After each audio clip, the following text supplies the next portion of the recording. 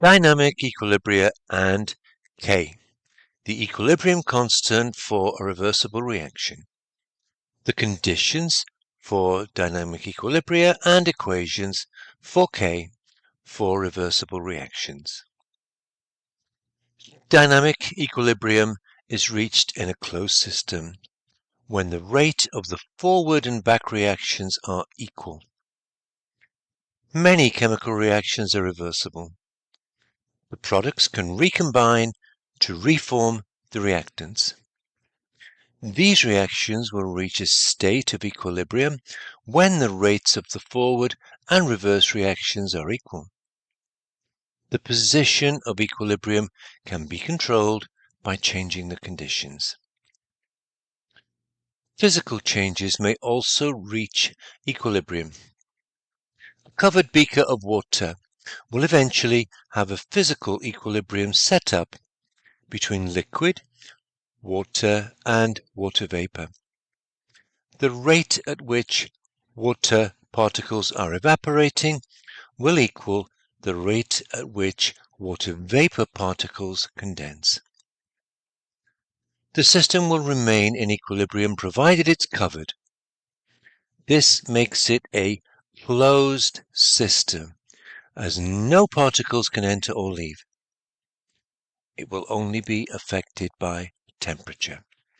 I can see I have a closed system in the diagram at the top.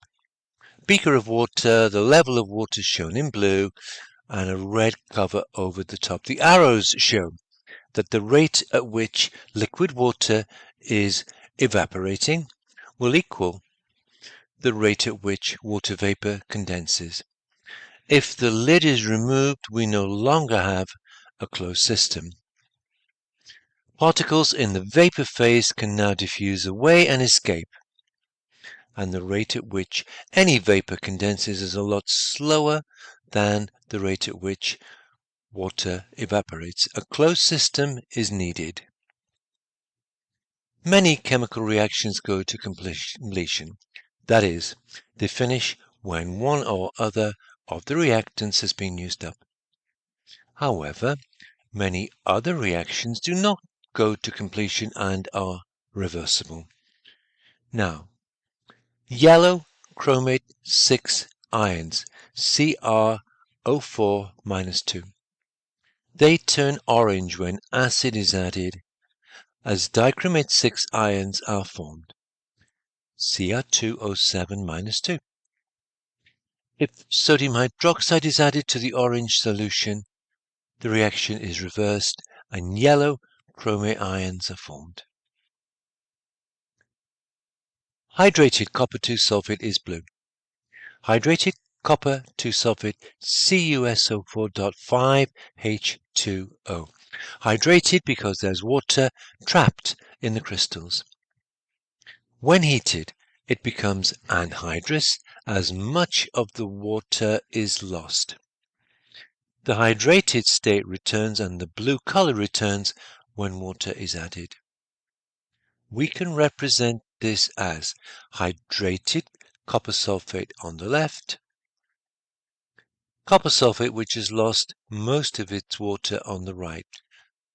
Now, these reactions are reversible, but are not in a state of dynamic equilibrium. Addition of acid in the first reaction or water in the second reverses a reaction. In the top reaction, if I add acid, my chromate becomes dichromate. If I add alkali, it goes the other way.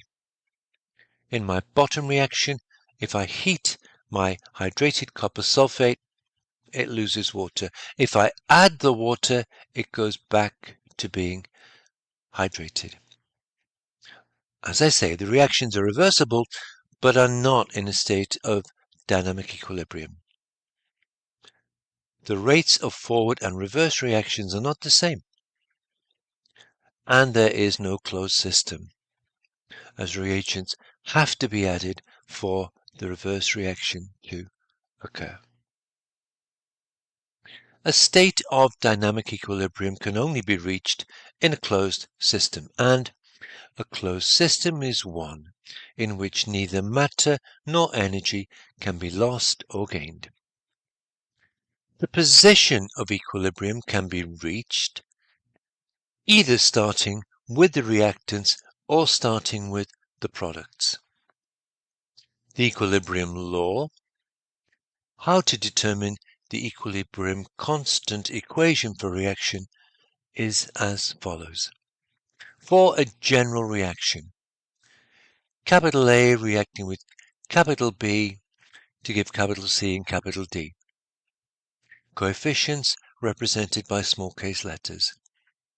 I can write my expression for the equilibrium constant as K equals, I see C and D, the product of the concentration of the products divided by the product of the concentrations of the reagents.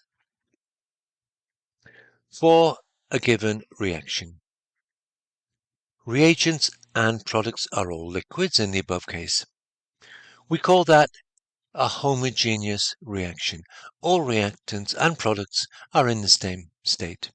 For the forward reaction, we would expect the rate of the forward reaction to be faster if the concentration of either reagent is increased. So I could say rate of the forward would be proportional to the concentration of RCOOH, and rate of the forward is proportional to ROH. A reminder, square brackets simply means the concentration of whatever's in the brackets. I can combine those two statements and say rate of the forward reaction is proportional to the product of their concentrations. And I can make this into an equation by introducing a constant, Kf, and we call that the rate constant of the forward reaction. So, rate constant of the forward reaction equals a constant, small k, times the concentration of both reagents. Equally, given the equation again for reference, in the back reaction, we would expect the rate of the back reaction to be affected by either the concentration of RCOOR dashed or H2O. And I can write rate of the back reaction is proportional to the product of their concentrations. Again, we can make this into an equation by introducing a constant Kb, known as the rate constant of the back reaction, as given. When dynamic equilibrium exists, the rate of the forward reaction equals the rate of the back reaction. So I can equate my expression for the rate of a forward reaction with my expression for the rate of a back reaction. And then simply rearrange. I get the ratio of two constants. I can replace that with a single constant, K. K is the equilibrium constant. I've got my expression for K here. The product of the concentration of products divided by the product of the concentration of reactants. I could define K as the ratio of the rate constant of the forward reaction to the rate constant of the back reaction. Now, what's particularly important is this. Rate constants are temperature dependent, and so Kc is also temperature dependent. In fact, in another video, I'll come to show that the only thing that affects Kc is temperature. Now, given an equation, top one here for the Haber process, we need to be able to write out an expression for K, an equation for K. 2NH3 products. I've got NH3 squared and then divided by concentration of N2 times the concentration of H2 cubed. Again, concentration of products divided by the product of the concentration of reactants. Similarly, the main reaction in the contact process is as given.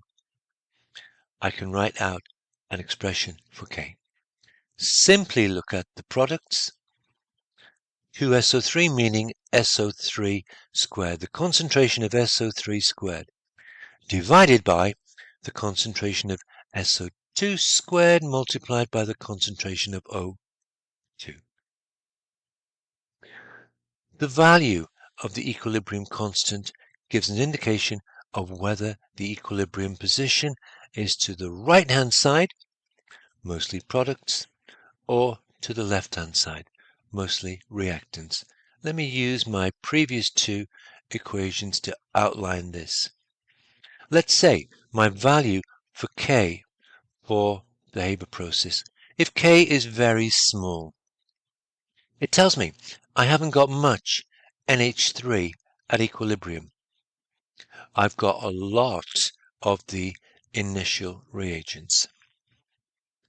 For the second, if K for that reaction involving SO2 combining with oxygen to give SO3, if K is very large, I've got a lot of SO3 and not much SO2 and O2 at equilibrium.